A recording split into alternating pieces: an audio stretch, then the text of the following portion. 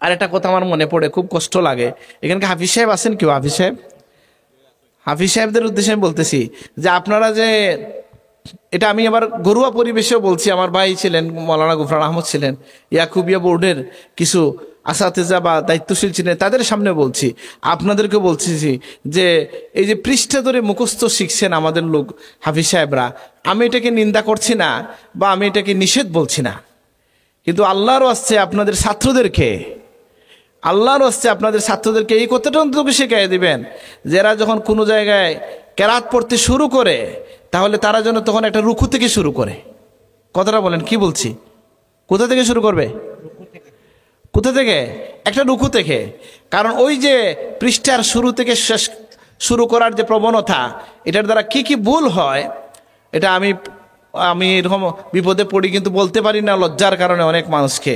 যেমন এই যে আয়াত আমি পড়লাম, ওয়াম্মা মান খাফা মাকামা রাব্বিহি ওয়া নাহান নাফসা আনিল হাওয়া, এরপরে কি ফাইনাল জান্নাতা হিয়াল মাওয়া, এই আয়াতে অথবা এর পরের আয়াতে, আমি জানি না পৃষ্ঠায় কোথায় শুরু হয়েছে, এরপরে একটা আয়াত, আম্মা মান তাগা ওয়া আসারাল হায়াতাদ দুনিয়া ফাইনাল জাহিমা হিয়াল মাওয়া, এরকম আয়াত। আচ্ছা, তখন আমাদের অনেককে আমি শুনি নামাজের মধ্যে শুরু করেন এই জায়গা থেকে পড়া, ফাইনাল জাহিমা হিয়াল মাওয়া দিয়ে শুরু করেন। এখানে লাম আয়াত বক্তব্য রয়ে গেছে আগে, আপনি শুরু করে দিয়েছেন মাঝখান থেকে, অর্থ হচ্ছে না, কেউ বুঝলে বা যারা বুঝে তাদের কষ্ট হচ্ছে, এবং এটা তো আল্লাহর কালামের যে মাফহুম, আপনি তো এটা পূর্ণরূপে বলতে পারলেন না, আপনি শুরু করে দিলেন ফাইনাল জান্নাতা হিয়াল মাওয়া। আল্লাহ বললেন যে ব্যক্তি তার হৃদয়কে, তার নফসকে সে দমন করবে অন্যায় থেকে, খাহেসাতে নফসানি থেকে, আল্লাহর ভয়ে যে আল্লাহর সামনে আমাকে দাঁড়াতে হবে, আল্লাহ তাকে জান্নাত দিবেন। আর যে দুনিয়াকে গুরুত্ব দিয়া নফসের চাহিদাকে দমন করবে না, জাহান্নাম তার ঠিকানা। এখন যদি আপনি হঠাৎ করে বলেন জাহান্নাম তার ঠিকানা, হইল নি? বুঝলাম না, মানে এই বাংলা কথাটা বুঝলাম না।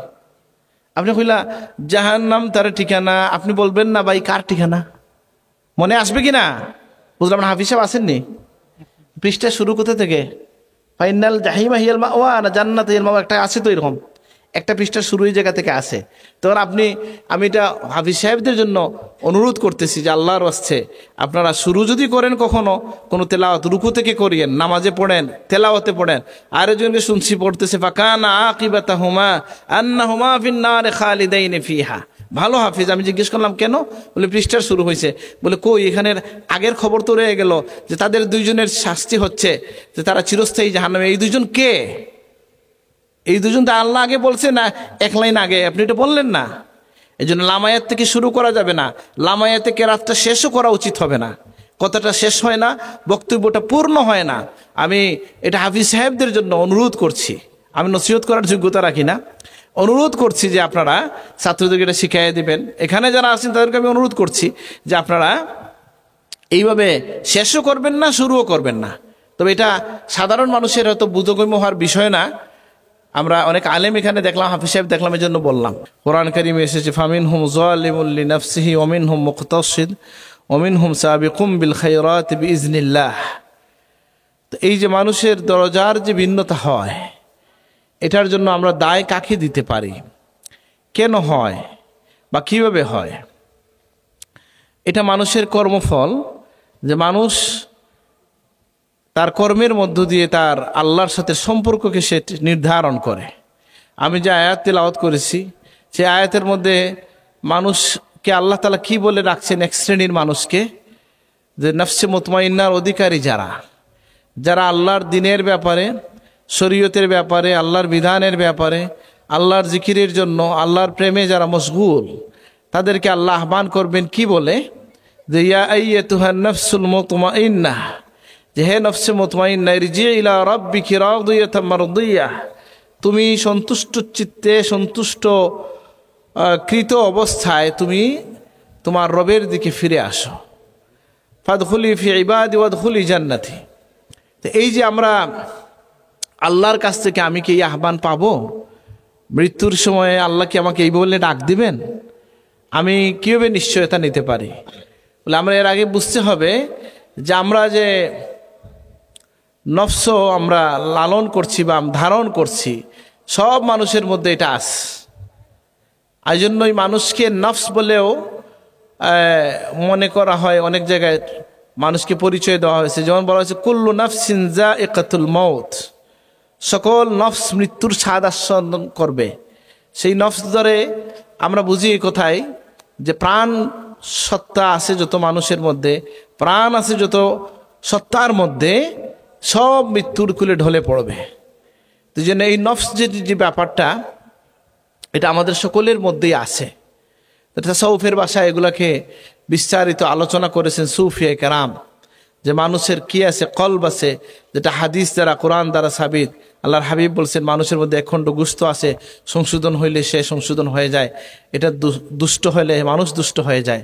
ঠিক একইভাবে কলবের বিভিন্ন প্রকার আছে, কলবে সালিম আছে, হ্যাঁ, আবার মারিদ আছে, ফি কুলুবিহিম মারাদ ফাযাদাহুমুল্লাহু মারাদা ইয়াওমা লা ইয়ানফাউ মালুন ওয়ালা বানুন ইল্লা মান আতাল্লাহ বিকলবিন সালিম। এইভাবে নফস কি কোরআন কারীমে যদি আমরা খুঁজি, নফসের ব্যাপারেও কিছু আয়াত পাওয়া যায়। আপনি 13 নম্বর আয়াতের সূচনায় যদি যান, পাবেন আল্লাহ বলছেন কি নবীর ভাষায়, ইন্নান নাফসা লাম্মারাতুম বিসু ইল্লা মা রাহিমা রাব্বি, নিশ্চয়ই নফস মানুষকে কি করে খারাপের দিকে, অন্যায়ের দিকে বেশি বেশি নির্দেশনা দেয়, যদি না আল্লাহ দয়া করেন। একজন নবী এই কথা বলছেন, তাহলে সাধারণ মানুষ হিসাবে, বান্দা হিসাবে আমরা কি বুঝলাম? যে আমাদের নফসটাও আমাদেরকে খারাপের দিকে টানবে, ডাকবে, এটাই হচ্ছে নফসের স্বভাব। সুতরাং এই নফসকে কিভাবে আমি সংশোধন করে এটাকে আমি মুতমাইন্নার পর্যায়ে নিয়ে যেতে পারি? বলে প্রথমেই এই ক্ষেত্রে আপনাকে যে বিষয়টা সাহায্য করতে পারে সেটা হচ্ছে আল্লাহর দয়া, আল্লাহর ইচ্ছা। নফসের মালিক কে? এই জন্য আপনাকে আত্মহত্যা করা কেন কবিরা গুনাহ?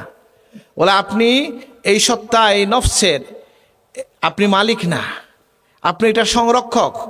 এই জন্য জান বাঁচানো ফরজ একটা কথা আছে না? কেন বলা হয়? বলে আরেকজনের বিপদ দেখলে জান বাঁচানো ফরজ, এটা না। যে কখন এমন হয়ে যায় যে এমন কাজ যেটা হয়তো সাধারণত অবৈধ বা হালাল না, কিন্তু জান বাঁচানোর জন্য আপনি এই অবৈধ কাজটাও, এই হারামটা আপনার জন্য হালাল হয়ে যায়। যেমন কোরআন কারিমে আসছে শুকরের গোশতের কথা। অপারগ যদি হয়ে যায়, কেউ আর কিছু খাবারের না থাকে, তাহলে সে কতটুকু খেতে পারবে? জান বাঁচানো পর্যন্ত হারাম জিনিস সে খেয়ে ফেলতে পারবে।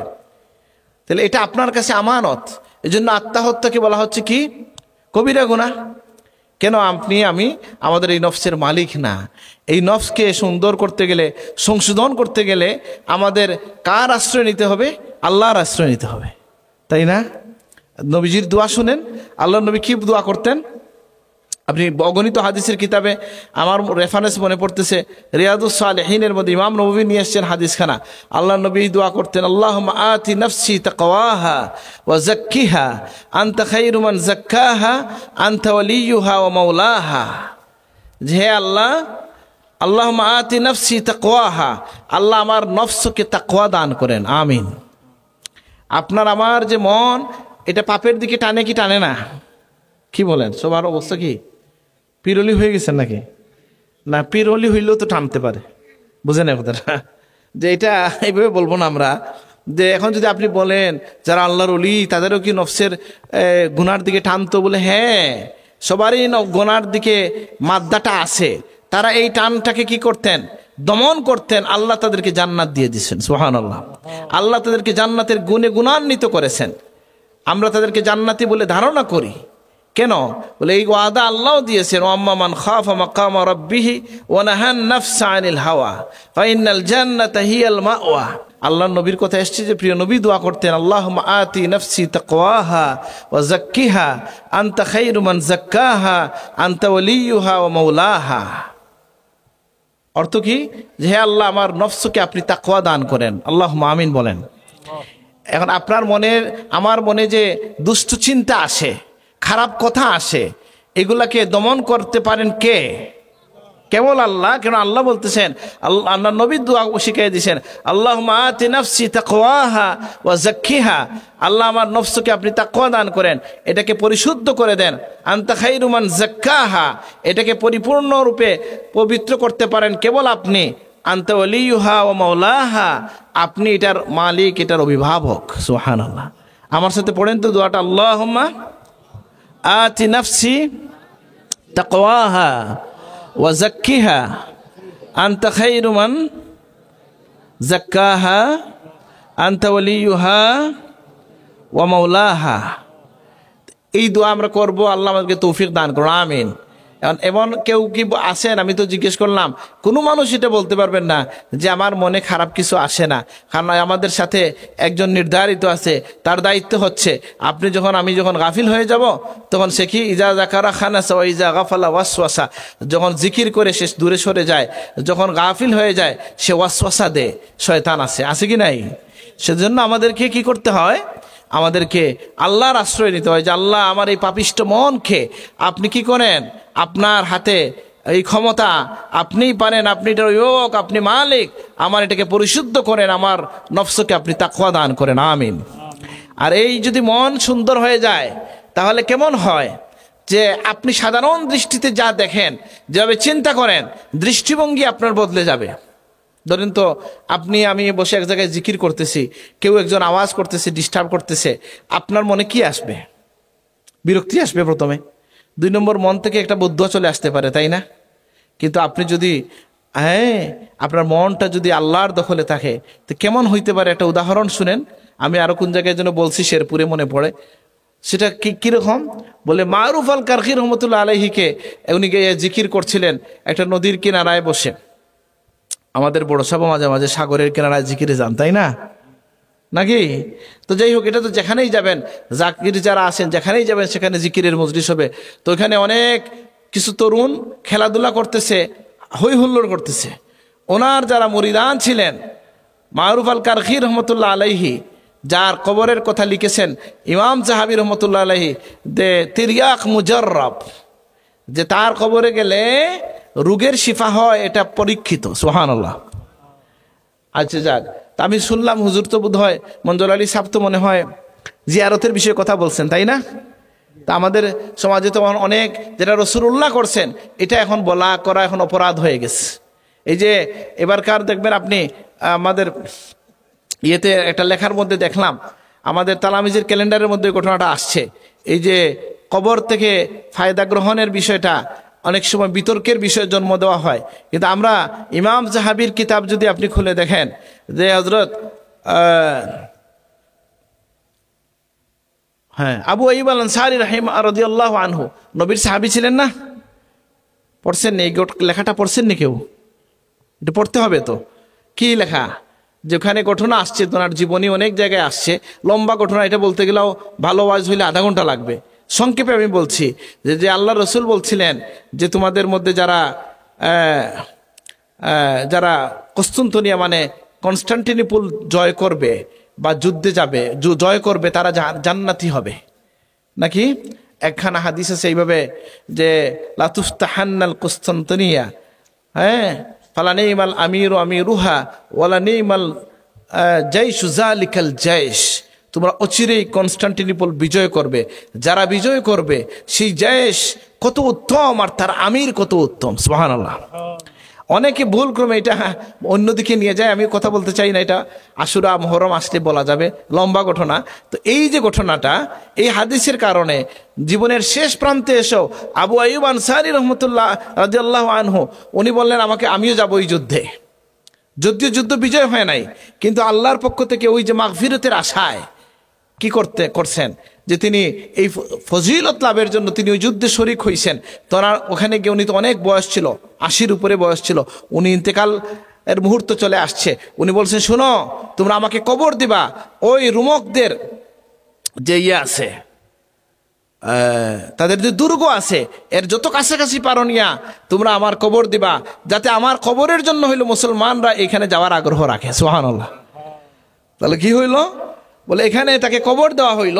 ইমাম জাহাবি তার কিতাব সিয়ারু আলামিন নুবালায় লিখছেন যে এই কথাটা বর্ণিত আছে যে রোমকরা, বুঝেন না হুজুরা, পারস্যবাসীরা তার এই কবরকে সম্মান করত, আর খরার সময় তার কবরের উসিলা নিয়া আল্লাহর কাছে মানে তারা বৃষ্টি চাইতো, আল্লাহ তাদেরকে বৃষ্টি দিতেন। সুবহানাল্লাহ। এই ঘটনাটার দ্বারা আপনি কি বুঝলেন যে ইমাম জাহাবি কি বলছেন যে এইভাবে করার মধ্য দিয়ে এটা কি নিষেধাজ্ঞা বুঝাইতে চাইছেন না তার কবরের ফজিলত বুঝাইতে চাইছেন? উল্টা বুঝলে তো হবে না। তো যে এটা আমার উদ্দেশ্য না বলার, যে এইভাবে অনেক সমাজে আমরা অনেক বিষয় কি বলে এটাকে, এটা বিতর্ক সৃষ্টি হয়েছে। আচ্ছা বলেন তো, আল্লাহ বললেন কোরআন কারিমে ওয়াবতাগু ইলাইহিল ওয়াসিলা, আল্লাহর জন্য, আল্লাহকে পাওয়ার জন্য তোমরা ওসিলা খুঁজো, আছে কি নাই? মানে এটা বানায় বলছি না, কোরআন কারিমে আছে, আল্লাহর কালামে আছে কি না এটা? তো সেই কথাটা এখন আমাদের মধ্যে অনেক ভাই এভাবে বলে কি না ওসিলা শিরিক, বলে কি না? বই লিখে ফেলছে ওসিলা শিরিক। আল্লাহ বলতেছেন তোমরা ওসিলা খুঁজো, আমার বন্ধু বই লিখতেছে ওসিলা শিরক। কই যাবেন আপনি? বরং এটাও এক ধরনের অজানার কারণে বা বিভ্রান্তির কারণে হয়, বরং সকল তরিকার সকল মাসরাবের আলেমরা একমত যে ওসিলা বৈধ। ইখতিলাফ হয় অন্য বিষয় নিয়ে, যেমন আল্লাহর আসমা সিফাতের ওসিলা বৈধ না অবৈধ তারা বলেন, সবাই একমত বৈধ। ইবাদতের উসিলা, যেমন নামাজ 2 রাকাত পড়ে বললেন আল্লাহ এর উসিলায় আমাকে মাফ করে দাও, আমার আব্বাকে মাফ করে দাও, এটা কোনো ইসলামের কোনো ইমামে অবৈধ বলেন না, বুঝেন নাই?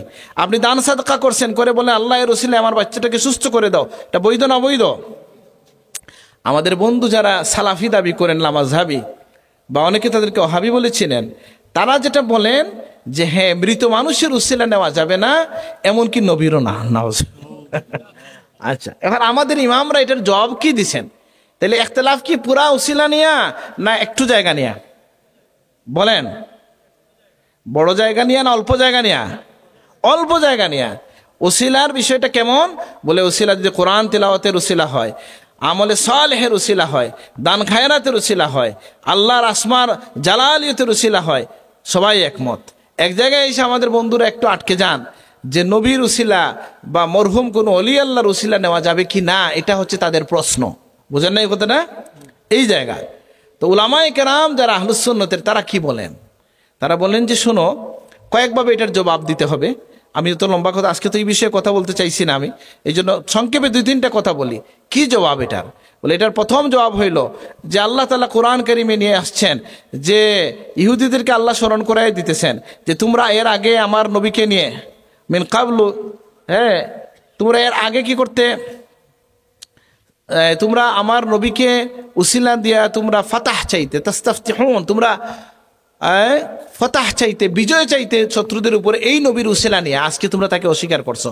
তো নবী যখন দুনিয়ায় নাই তখন ইহুদিরা উসিলা নিত, এবং ইহুদিরা যখন এর আগের যে ইহুদি যারা ছিল, নবীর আগের যুগের যারা মুসা আলাইহিস সালামের অনুসারী ছিল, মুসার যুগের যারা, তারা বা যারা ইহুদি ছিল তারা নবীর উম্মত হিসাবে তারা তো ঠিক ছিল। মানে মুসা আলাইহিস সালামের যুগের যে উম্মত যারা বা তার দিনের উপর যারা ঠিকই ছিল, এরা কি মুসলমান ছিল না? মুসলমান ছিল, মুসলমান তো এরাও নবীর উসিলা নিত।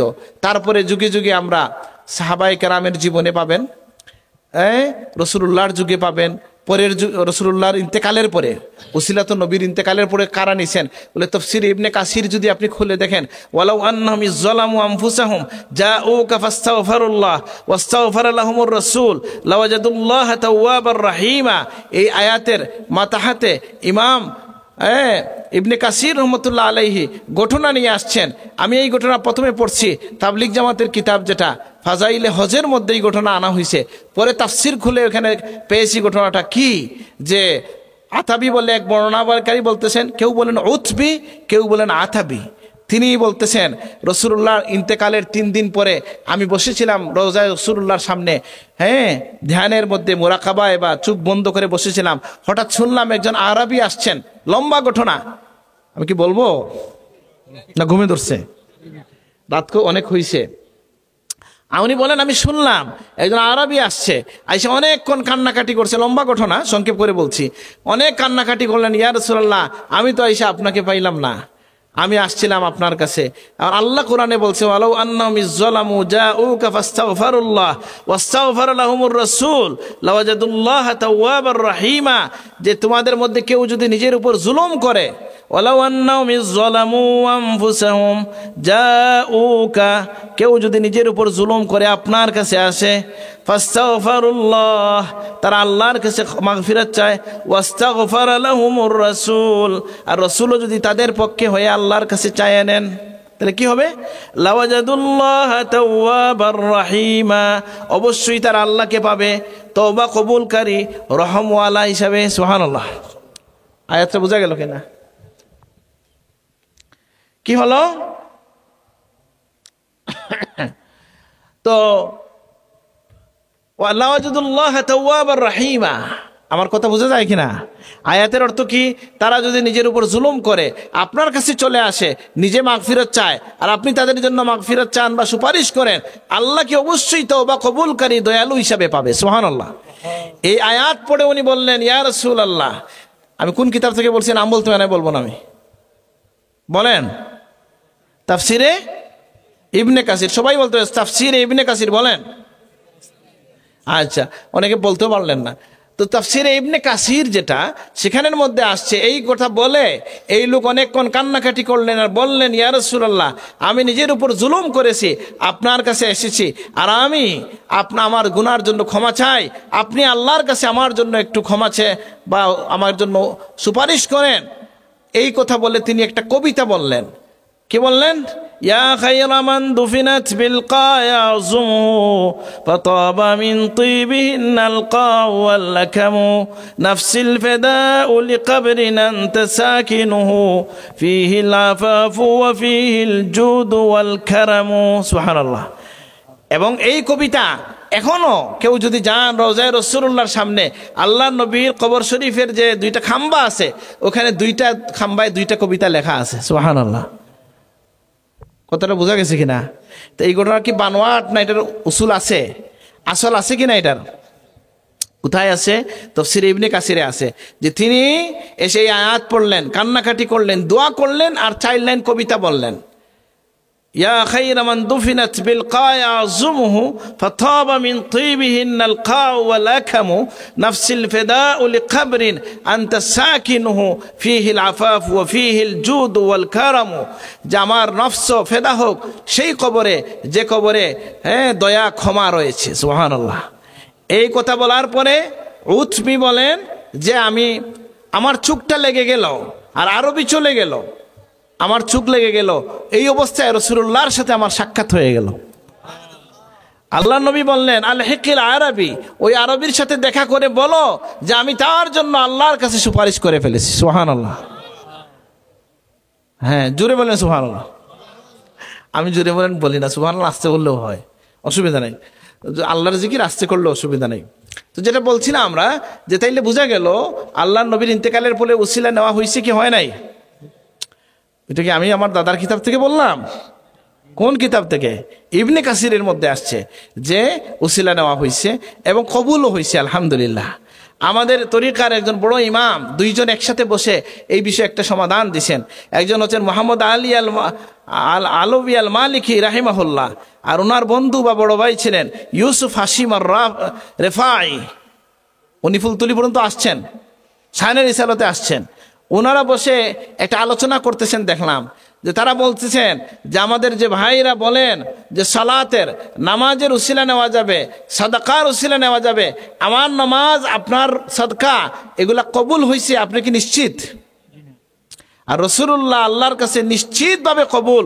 সুতরাং আমাদের গুনাহগারদের ইবাদতের চেয়েও আল্লাহর রাসূল আল্লাহর কাছে আমাদের জন্য বড় উসিলা। ঠিক আছে নি? আচ্ছা, হ্যাঁ, না আমি এমনি বলছি ঠিক হিসেবে, আমি তো ঠিক কথাই বলতেছি।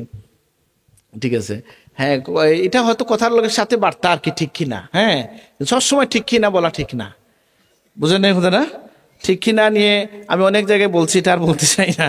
অনেক ঘটনা অনেক জায়গায় বলছি যে ইমাম সাহেবকে একজন বলতেছে যে ইমাম সাহেব আপনি ওয়াজ যে করেন ঠিকঠাক করেন কিনা? বলে জি। কোরআন হাদিস দেখে করেন কিনা? জি জি জি। না না, বলেন না ঠিক করে ওয়াজ করেন কিনা, দেখে শুনে? বলে জি জি। বলে তাইলে আমি একটু পরে পরে যে আমাদেরকে জিজ্ঞেস করেন ঠিক কিনা, আমরা কি জানি? বুঝেন না কথাটা? হ্যাঁ, তো যে এটা একটা প্রবণতা আসছে, এটা এক ধরনের বেদাত বলা যায়, যে বারবার ঠিক কিনা বলা, এটার দরকার নাই। আর কেউ বললে তো বাধা দেওয়ার হয়তো প্রয়োজন নাই। যাই হোক, এটা কীভাবে আসছে আমি এটার ইতিহাস পুরো জানিও না, পলিটিক্যাল বক্তব্য থেকে আসতে পারে এটা যাই হোক। তো আমি যেটা বলছিলাম যে আমরা এটা ফাঁকে একটু বললাম ওসিলার প্রসঙ্গটা, কিন্তু আসেন নফসের বিষয়ে, যে মন সুন্দর হয়ে গেলে কেমন হয়। মারুফ আল কারখি রাহিমাহুল্লাহ, ওনার ঘটনা আসছে এইভাবে যে ওনাকে যখন বলছে তার মুরিদানরা যে আপনি একটু বদুয়া করে দেন এদের জন্য। কাদের জন্য? ওই যারা হই হুল্লোড় করে আমাদের জিকিরে ডিস্টার্ব করছে। তিনি বলছেন হাত তুলো। উনি হাত তুললে কাজ হবে কি হবে না? ইনশাল্লাহ হবে। তো উনি হাত তুলছেন, তুললে হইসন যে আল্লাহ, এই যুবক যারা এখানে নাচানাচি করতেছে, তুমি দুনিয়ায় যাও এদেরকে খুশি রাখছো, আখেরাতে রবে খুশি রাখো, এদেরকে জান্নাতি বানায় দাও, আমিন। সবাই বলছে যে কি ব্যাপার, আমরা তো চাইলাম কি চাইলাম আর কি হইল? বলে দেখো, তোমরা তাদের সাথে হিংসা করবা কেন? তারা যদি জান্নাতি হইতে হয়, আমার দোয়া যদি কবুল হয়, তাহলে তারা এই হই হুল্লোড় করতে পারবে না, এমনি হেদায়েত হয়ে যাবে। সুবহানাল্লাহ। চিন্তা করেন, দৃষ্টিভঙ্গিটা বদলে যায়। এই জন্যই আল্লাহর ওলিদের সুহবত আমরা চাই, নাকি? যে তাদের কাছ থেকে দিনের ব্যাপারে, জীবন চলার ব্যাপারে আপনারা পথ নির্দেশনা পাবেন। তো যাই হোক, আমি অনেক লম্বা হয়ে গেল কথা, আরো 5-10 মিনিটের মধ্যে শেষ করতে চাই। যে কথা বলছিলাম যে নফসের কয়েকটা প্রকার করা হয়েছে। একটা হচ্ছে নফসে আম্মারা, এটা হচ্ছে মানুষের সাধারণত সব মানুষের মনে গুনার দিকে মানুষকে টানে, এবং আল্লাহর যদি দয়া না হয় কেউ বাঁচতে পারবে না। তাহলে আপনি আমি আল্লাহর কাছে দয়া চাইবো কি চাইবো না? যে আল্লাহ আমার মনটাকে আপনি সংশোধন করে দেন। কারো উপর মন খারাপ হয়েছে, কি বলে আপনি ঠিক করবেন? আমার ইউনিভার্সিটিতে একজন বলছিল, আমি যখন গান শুনি আমার মন ঠান্ডা হয়েছে।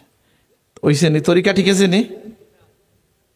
উনি, আমি দুইটা বলা উচিত, খেয়ানত হয়ে যাবে দুইটাই। আমি তখন ফার্স্ট ইয়ারে পড়ি, ছোট্ট মানুষ ছিলাম। তো আমার এক বড় ভাই বলতেছে, এই মন খারাপ হইলে আমি কোরআন শরীফ যদি শুনি অথবা গান। এই জন্য তরিকা কোনটা কবুল? বলে নবীর তরিকায় হইতে হবে, নিজে কোনো তরিকা বের করা যাবে না। বুঝেন নাই কথাটা? যে মন ভালো হওয়ার পদ্ধতি কি? বলে আল্লাহ বলে দিছেন, আলা বিযিকরিল্লাহ তাতমাইন্নুল কুলুব, জিকির করলে মন প্রশান্ত হয়। সুবহানাল্লাহ। এই নফসকে সংশোধন কিভাবে করা যাবে? বলে আল্লাহর দয়া দিয়ে, আল্লাহর দয়ার মধ্যে দিয়ে এটা সংশোধন হইতে পারে। এই জন্য আমরা দোয়া করবো যে আল্লাহ আমার মনকে আপনি সংশোধন করে দেন, পবিত্র করে দেন, মুতমাইন বানায় দেন, আমিন। আরেকটা নফসের কথা আপনি পাবেন সূরা কিয়ামাতে, লা উকসিমু বিয়াউমিল কিয়ামাহ ওয়া লা উকসিমু বিন-নাফসিল লাওয়ামাহ। লাওয়ামা মানে কি? যে নফস নিজেকে কি করে, এরা তারা নিজেকে লাইম আর কি, তারা নিজেকে মাঝে মধ্যে তারা গুনাহ করে, আবার নিজেকে তারা নিন্দাও করে, তওবা করে, যে নিজে ঠিক না এটা সে বুঝে, সে কান্নাকাটিও করে, কিছু গুনাহ হয়ে যায়, কিছু কান্নাকাটি করে, অর্থাৎ বারবার ফিরে আসে, আবার নিজেকে দায়ী করে। মানুষ মনে মনে কথা বলতে পারে কি পারে না? আপনি আমি যদি মনে মনে বলি, আমি তো এই যে এলাকায় আমার মতো লোক দেখি না, আর একজন বলতে পারে যে আহা, হে আহমদ হাসান, তুমি লোক ঠিক না, মনের মধ্যে যদি আসে, তাহলে ধরা যায় যে নিজেকে ঠিক না বলবে, তার মধ্যে বিনয় আছে, আশা করে যে সে হেদায়েত হবে। বুঝেন না কথাটা? আর যিনি মনে করেন আমার চেয়ে ভালো মানুষ নাই, নিজেকে সংশোধনের চেষ্টা নাই, নিজের দুস্ত্রুটি চোখের মধ্যে ধরা পড়ে না, আল্লাহ যাকে ভালোবাসেন তাকে তার দুস্ত্রুটি তার মধ্যে ধরাইয়া দেন। বুঝেন না কথাটা? নিজের দুস্ত্রুটি দেখে যে কান্নাকাটি করতে পারে, নিজেকে নিন্দামন্দ করতে পারে, তাকেই নফসে লাওয়ামা বলা যায়, তওবা যারা করে। তা আমরা যাতে এই তওবাটাকে ধরে রাখি, আল্লাহ আমাদেরকে তৌফিক দান করুন, আমিন। আমরা যদি এমন হয়ে যায়, এই আয়াতের মধ্যে আরো অনেক, এই সূরা যখন মনে পড়ে অত্যন্ত মজা লাগে যে আল্লাহ তাআলা কিভাবে তার সৃষ্টির প্রতি চ্যালেঞ্জ ছুড়ে দিয়েছেন। এখনকার যুগে এই সেগুলো বোঝা আরো সুবিধা হয়ে গেছে। লা উকসিমু বিয়াউমিল কিয়ামাহ ওয়া লা উকসিমু বিন-নাফসিল লাওয়ামাহ আয়াহসাবুল ইনসানু আল্লা নাজমা ইযামাহ। আল্লাহ বলতেছেন, মানুষ কি মনে করে, এখানে কাফেরদের কথা বোঝানো হয়েছে, যে আল্লাহ নাজমা ইযামাহ, আমি তাদের হাড়গুলোকে একত্রিত করতে পারবো না। অর্থাৎ মারা যাওয়ার পরে ইয়াসিনের মধ্যে আছে যে তারা আইসা মরা হাড় এনে রাসূলুল্লাহর সামনে দিয়ে বলছিল, এই হাড় মাইয়ুহিল ইযামা হিয়া রামীম, এই পচা গলা মরা হাড়কে কে জীবিত করবে? তখন আল্লাহ বলছেন যিনি প্রথম এটা বানাইছেন তিনি এটা আবার বানাবেন, সুবহানাল্লাহ। আর এখানে আল্লাহ বলছেন কি, আয়াহসাবুল ইনসানু আল্লান নাজমা ইযামা বালা কাদিরিনা আলা আন নুসাউইয়া বানানা, সুবহানাল্লাহ। বালা কাদিরিনা আলা আন নুসাউইয়া বানানা, আপনি বলে দেন যে আল্লাহ সক্ষম শুধু তোমাদের হাড়গুলো নয়, তোমাদের আঙ্গুলগুলো সহ আল্লাহ বানাবেন, সুবহানাল্লাহ। একটা ব্যাখ্যা আলেমরা দেন, এটা আপনি নিতে পারেন। সেটা কিরকম, আঙ্গুলের কথা আল্লাহ স্পেশালি কেন বললেন, এটার একটা ব্যাখ্যা আমি একজন আধুনিক লোকের কাছে শুনছি, সেই অর্থেও বলছি। এটা নিয়ে অনেক লেখালেখি হয়েছে। সেটা কি বলে, মানুষের অন্য অঙ্গের সাথে একজনের নাকের সাথে আরেকজনের নাক, চোখের সাথে চোখ মিলে যায়, মিলে কি না, আছে কি না, বুঝলাম না। মানুষের চেহারার মতো চেহারা হয় না, হয়ে যায়। পায়ের মতো পা হয় কি না, হয়তো। কিন্তু একটা জিনিস কারোর সাথে কারো মিলে না, যে কারণে টিপসইর প্রচলন হয়েছে। এটা কোন জায়গাটা, ফিঙ্গারপ্রিন্ট নাকি? আল্লাহ বলতেছেন, ওই এত আগে বলছেন আল্লাহ কি, যে যারা বলে যে আমি মানুষকে আবার কি বানাবো, আমি তো তার শরীর দেহ, হ্যাঁ, গোশত এগুলা বানাবোই, এমনকি যেটা কারোর সাথে মিলে না এটা সহ বানাবো, সুবহানাল্লাহ। বালা কাদিরিনা আলা আন নুসাউইয়া বানানা বাল ইউরিদুল ইনসানু লিয়াফজুরা আমামা। যাই হোক, আমি যেটা বলছিলাম যে আমরা এই যে আয়াত পড়ছি, ইয়া আইয়াতুহান নাফসুল মুতমাইন্নাহ ইরজিই ইলা রাব্বিকি রাদিয়াতাম মারদিয়া, তুমি ফিরে আসো তোমার রবের দিকে সন্তুষ্টকৃত, মানে তুমি আল্লাহ সন্তুষ্টি পেয়েছো এবং তুমি আল্লাহর উপর সন্তুষ্ট এমন অবস্থায়, সুবহানাল্লাহ। এইরকম হৃদয় কার আছে, কে হইতে পারে বলে, এইরকম মানুষ কারা এই সমাজে চিহ্নিত ঘোষিত মানুষ হচ্ছেন সাহাবায়ে কেরাম, আলহামদুলিল্লাহ। আল্লাহ বলছেন রাদিয়াল্লাহু আনহুম ওয়া রাদু আনহু, আল্লাহ তাদের উপর খুশি, হ্যাঁ, তারাও আল্লাহর উপরে খুশি, সুবহানাল্লাহ। এই জন্য আমাদের জীবনের মুক্তির পথ যদি আমরা খুঁজি, তাহলে সাহাবায়ে কেরামের জীবনের আদর্শের মধ্যে খুঁজব। আল্লাহ আমাদেরকে তৌফিক দান করুন, আমিন। ইমানদের যদি আপনি কোনো মিসদাক খুঁজেন, আল্লাহ বলছেন আমিনু কামা আমানান নাস, তোমরা ইমান আনো সেইভাবে এই মানুষরা, সাহাবীরা যে ইমান আনছেন সেইভাবে, সুবহানাল্লাহ। ইমানের ক্ষেত্রে সবচেয়ে বড় পরীক্ষা কারা দিয়েছেন বলেন না কেন? সাহাবায়ে কেরাম। সাহাবায়ে কেরামের পরীক্ষা, বেলালের বুকের উপর পাথর ছিল, কারো কাপড় ছিনিয়ে নেওয়া হয়েছে, কারো সব সম্পদ ছিনিয়ে নেওয়া হয়েছে, তারপরেও তারা ইমানের উপর টিকে থাকছেন, সুবহানাল্লাহ। আমি ঘটনাগুলো ভিন্ন ভিন্ন জায়গায় বলছিও, কুলাউড়ারও আজও একটা বলছিলাম, এবার না আর কি, কোনো একবার মনে আছে আমার, ওই যে সাহাবীর কথা মনে আছে, যিনি, যাকে তারা বন্দি করে ফেলেছিল, বৃদ্ধ সাহাবী ছিলেন, যে শোনো তোমরা আমার মুরব্বী মানুষ যে মানছো, এখন পাহারা দিতে খরচ আছে, খাওয়াইতে খরচ আছে, আমার বন্দা রেখে কোনো লাভ নাই, একটা কাজ করো, মক্কায় আমার যত সম্পদ আছে আমি সব লিখে দেব, আর আমাকে মুহাম্মদুর রাসূলুল্লাহর কাছে যাইতে দাও, সুবহানাল্লাহ। তারা দেখলো তো লাভ, ব্যবসায় লাভ হইল না ক্ষতি হইল? তারা সব লিখে নিল ওনার কাছ থেকে, আর উনিকে হাজির হয়ে গেলেন একেবারে সম্পদহীন অবস্থায় আল্লাহর রসুলের দরবারে। সাহাবীরা তাকে আহলান সাহলান জানাইতে হাজির হইলেন, কে আসতেছেন আজকে, যার উপরে আল্লাহ আয়াত নাজিল করেছেন, সুবহানাল্লাহ। ওয়া মিনান নাসি মান ইয়াশরি নাফসাহু তিগা মারদাতিল্লাহ ওয়াল্লাহু রাউফুম বিল ইবাদ, মানুষের মধ্যে এমন কিছু মানুষ আছে যে আল্লাহর সন্তুষ্টির জন্য তার সব কিছু বিলাইয়া দেয়, সুবহানাল্লাহ। ইমানের ক্ষেত্রে আপনি সাহাবায়ে কেরাম, রাসূলুল্লাহর মহব্বতের ক্ষেত্রে আপনি সাহাবায়ে কেরামকে পাবেন। ওই তালহার কথা স্মরণ করেন, যিনি কিনা বদরের যুদ্ধে 70টা আঘাত রাসূলুল্লাহকে বাঁচানোর জন্য সামনের দিক থেকে গ্রহণ করছেন, সুবহানাল্লাহ। এক সাহাবী আবু বকর সিদ্দিক রাদিয়াল্লাহু আনহু বলতেছেন, আল ইয়াউমু ইয়াউমু তালহা, আজকের দিন হচ্ছে তালহার দিন, কারণ একটাও পিছনের দিকে না, প্রত্যেকটা আঘাত সামনের দিকে, তীরের বলেন বল্লমের বলেন, প্রত্যেকটা আঘাত আল্লাহর রাসূলের উপর যেটা আসবে মনে করছেন সেটা তিনি নিজের শরীর দিয়ে গ্রহণ করছেন, সুবহানাল্লাহ।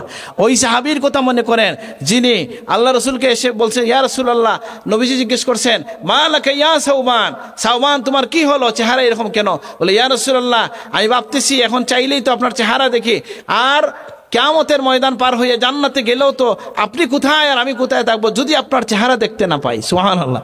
আল্লাহ এত খুশি হলেন, এই আয়াত নাজিল করলেন যে যারা ঈমান এনেছে, আমল সুন্দর করেছে, তারা নবী, সিদ্দিক, ওলি, শহীদদের সাথে তাদের হাসর হবে। সুবহানাল্লাহ। উলাইকা মাআল্লাযীনা আনআমাল্লাহু আলাইহিম মিনান নাবিয়্যিন ওয়াস সিদ্দিকিন ওয়াস শুহাদাই ওয়াস সালিহিন ওয়া হাসুনা উলাইকা রাফিকা। উহুদের যুদ্ধে ওই মহিলা যিনি তার স্বামী মারা গেছেন, তার স্ত্রী, তার ভাই মারা গেছেন, তার পিতা মারা গেছেন, তাকে ঠান্ডা করা যায় না। উনি বললেন মা সানা রাসূলুল্লাহ, রাসূলুল্লাহ কি করছেন, রাসূলুল্লাহ কি করছেন, রাসূলুল্লাহ কি করছেন। হ্যাঁ, তারা বললেন যে না, এই মহিলাকে তো আর ঠান্ডা করা যায় না, বলতে হবে নবীজি ভালো আছেন। বলে একবার নবীর চেহারাটা দেখাও। নবীজির চেহারা দেখে তিনি বললেন কুল্লু মুসিবাতিন বাদাকা জালালু, ইয়া রাসূলুল্লাহ, আমার স্বামী মারা গেছেন, আমার ভাই মারা গেছে, আমার সন্তান মারা গেছে, সব দুঃখ আমি ভুলে গেছি আপনার চেহারা দেখে। সুবহানাল্লাহ। এই জন্য রাদিয়াতুম মারদিয়া যে আত্মা, সেটা হওয়ার জন্য আমরা তাকাবো কার দিকে? সাহাবায়ে কেরামের দিকে। এই জন্য সাহাবায়ে কেরামের আজমতের ব্যাপারে খেয়াল রাখবেন। সাহাবায়ে কেরামের আজমতের উপর যদি কেউ আঘাত হানে, তাদের দিকে দূরে থাকবেন, কারণ এই সাহাবীরা হচ্ছেন আমাদের জন্য ইমানের মাপকাঠি। আল্লাহ তুমি কবুল করো, আমরা যেন সাহাবায়ে কেরামের আজমতের শানকে রক্ষা করে আল্লাহ যেভাবে নির্দেশ করেছেন, নবী যেটা চেয়েছেন সেভাবে চলতে পারি। আল্লাহ তুমি তৌফিক দান করো। বান্দার যত মাকাম আছে এর মধ্যে সবচেয়ে উঁচু মাকাম হচ্ছে উবুদিয়তের মাকাম। সুবহানাল্লাহ। এই জন্য আপনার নবীকে যখন আল্লাহ জিজ্ঞেস করছেন কেমন নবী হতে চান, মালিকান নবিয়া ও আবদান নবিয়া, আল্লাহর নবী পছন্দ করে নিয়েছেন যে আমি হতে চাই আবদান নবিয়া, আমি হতে চাই বান্দা নবী। সুবহানাল্লাহ। সুলাইমান আলাইহিস সালামের মতো বাদশাহ নবী না, আমি বান্দা নবী হতে চাই।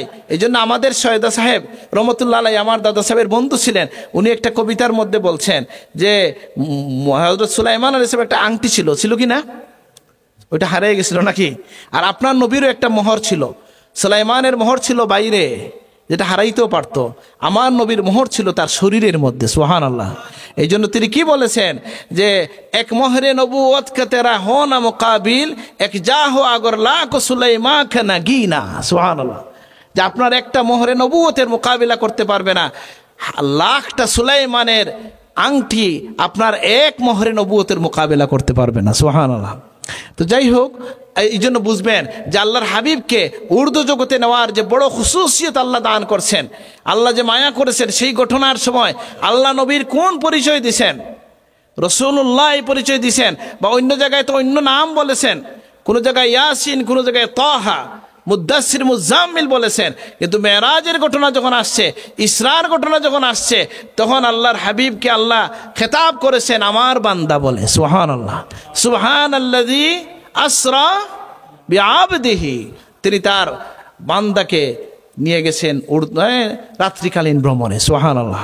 তো যাই হোক, আমার মূল কথা যেটা ছিল যে আমার নিজেরও এটা প্রয়োজন, আপনাদের প্রয়োজন কিনা তো জানি না, আমি আমার প্রয়োজনীয় কথাটা বললাম যে আমাদের মনোজগৎটা আল্লাহ সুন্দর করে দেন, আমিন। এটার জন্য আমাদেরকে নিরন্তর একটা চেষ্টা চালিয়ে যেতে হয়।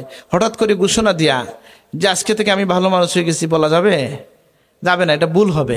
বরং এটা হচ্ছে নিরন্তর জিহাদ, মুজাহাদা, যে আমার নিজের সাথে নিজের বিরুদ্ধে যে যিনি করবে। আমি অনেক জায়গায় বলছি, এটা আবারও মনে করে দিই, খুব ভালো লাগছে এটা, যে আমারকে একজন দেখাইছেন, এটা পরে তো আমি পাইছিও, যে বড় পীর আব্দুল কাদের জিলানী রহমতুল্লাহ আলাইহিকে জিজ্ঞেস করা হয়েছিল আল্লাহকে যাইতে কত দূর যাওয়া লাগবে, কতটা স্টেপ দিতে হবে। তিনি বলছেন একটা স্টেপ দিলে, একটা পাড়া দিলেই আল্লাহ পাওয়া যায়। সুবহানাল্লাহ। সেই পাড়াটা কি? তোমার নফসের উপরে পাড়া দিতে হবে। তোমার মন চাহি জীবন না, আল্লাহর পছন্দের উপরে জীবন চলা। আর মন যা চায়, সাধারণত দুনিয়ায় মন যেটা চায় এটা খুললে দুনিয়ার জীবনও তো ক্ষতি হয়নি। একটা উদাহরণ দেই, বলে মনে চায় সবজি খাইতো না গরুর গোশত খাইতো, কোনটা চায় খোকা? বলেন না, ফায়দা কোনটা? আজ তিতা খাইতে চায় না মিঠা খাইতে চায়? তো চিনি ভালো না করলা ভালো? এখান থেকে বুঝে নেন যে আপনার মন যেটা চায় ওটা ভালো না। বুঝা গেছে? এটা আমি বলছি না, উদাহরণটা হয়তো আমি দিছি। আল্লাহর ওলিদের জীবন পড়লে এটাই পাওয়া যায়। এটা আমার মধ্যে এটা নাই, আমরা সকলের জন্য প্রয়োজন যে আমার মন যেটা চায় আমি যেন এটার করি। বড় এক জায়গায় দাওয়াতে বসলে সবচেয়ে ভালো টুকরাটা কে খাবে? আমার খাইতে মন চায় না? যে যিনি ওই যে জাফটা দিয়ে নিতে পারলেন বড় টুকরা, উনি তো বেটাটা নাকি? বলেন না, এখানে বয়ান কি বলে বর্ণনা হচ্ছে ওই যে যিনি এখানের মধ্যে তাকে নিজেকে দমন করতে পারবেন, তার ভাইয়ের দিকে বড়টা ঠেলে দিতে পারবেন, তিনি হবেন আল্লাহর কাছে প্রিয়। আল্লাহ তুমি আমাদেরকে কবুল করো, আমিন।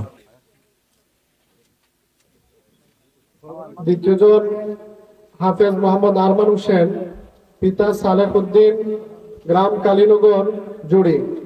মোহাম্মদ আরমান হোসেন, পিতা সালেহ উদ্দিন, গ্রাম কালীনগর, জুড়ি। 3 নম্বরে পাগড়ি পরিধান করবেন হাফেজ আবু সালেহ, পিতা বাবুল মিয়া, গ্রাম হাসনাবাদ, বাহাদুরপুর। মোহাম্মদ আবু সালেহ, পিতা বাবুল মিয়া, গ্রাম হাসনাবাদ, জুড়ি। 4 নম্বরে পাগড়ি পরিধান করবেন হাফেজ আব্দুল্লাহ আল মাজেদ, পিতা মরহুম এবাদুর রহমান, গ্রাম গোয়ালবাড়ি, জুড়ি। হাফেজ আব্দুল্লাহ আল মাজেদ, পিতা মরহুম এবাদুর রহমান, গ্রাম গোয়ালবাড়ি, জুড়ি।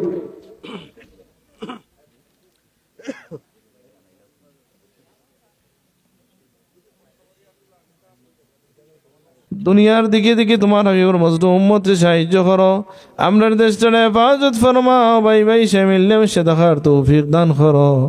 আল্লাহ আমরার যার দিলে যেন এক মকসুদ আছে পুরা করিয়া দাও। আমরার সামনে যত বিষয় আছে আসান সরিয়া দাও আল্লাহ। সামনে যত মঞ্জিল আছে ইজ্জতের সাথে পার করিয়া নাও আল্লাহ। সামনে রমজান আমরা নাজাতের উসিলা বানাইয়া দাও ইয়া আল্লাহ। কিয়ামতের বয়ান দিনে তোমার হাবিবের সুপারিশ আমরা নসিব করিও। তোমার হাবিবের পিছে পিছে পুলসিরাত পার করিয়ে দিও। অন্ধকার কবরে তোমার দয়ার চাদর দিয়ে রাখিয়া রাখিও আল্লাহ। এই মাদ্রাসা আল্লাহ এই মাহফিলটি কবুল ফরমাও। এই মাহফিল মাদ্রাসার সাহায্যকার হয়ে তুমি দুনিয়া আখিরাতে সাহায্য করো ইয়া আল্লাহ। আল্লাহ এই প্রতিষ্ঠান থেকে তুমি আশিকের রাসূল হল তৈরি করো ইয়া আল্লাহ। সুবহানা রাব্বিকা রাব্বিল ইজ্জাতি আম্মা ইয়াসিফুন ওয়া সালামুন আলাল মুরসালিন ওয়াল হামদুলিল্লাহি রাব্বিল আলামিন। আমিন।